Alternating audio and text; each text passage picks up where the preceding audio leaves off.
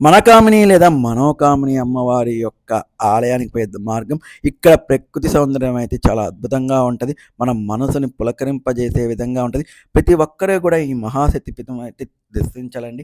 ఇక్కడికొస్తే మనకు మనశ్శాంతిగా ఉంటది. అంత శక్తిగల అమ్మవారి పీఠం. ఇక్కడ మనం పోవాలంటే మనకు 2 కొండలు దాటాలి. అది కూడా రోప్‌వేలో మాత్రమే.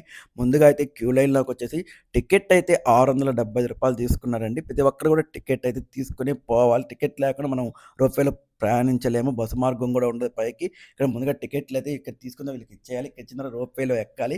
ఇక్కడ రూ. 250కి మనం ఫోటో దిగొచ్చండి. రోప్‌వేలో ఎక్కిన తర్వాత థ్రిల్లింగ్ అయితే చాలా చాలా బాగుంటదండి. 2 కళ్ళు గూడా సరిపోవు. ఆ అందాలను చూసేదానికైతే మటుకు ఒక అద్భుతమైన, మహత్కరమైన ప్లేస్ అయితే మటుకు చాలా అద్భుతంగా ఉంటది. ఆ ప్రయాణం పోయేటప్పుడు 2 కొండలు దాటుకోవాలని మొత్తం కూడా కిందంతా చూడొచ్చు. అసలకి ఎంత అద్భుతంగా ఉంటదంటే అంత అద్భుతంగా ఉంటది ఈ ప్లేస్ అయితే మటుకు.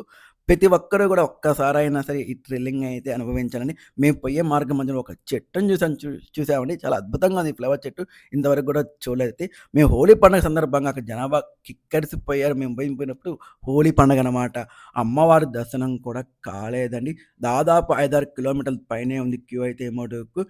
తప్పకుండా ఇక్కడికి పోయినప్పుడు అమ్మవారి దర్శనం చేసుకొని రాండి. అమ్మవారిని ఎక్కడ గూడా చూసుండరు. అంత అద్భుతంగా ఉంటదంట. మాకు ఆ దర్శనం భాగ్యం కలగలేదు.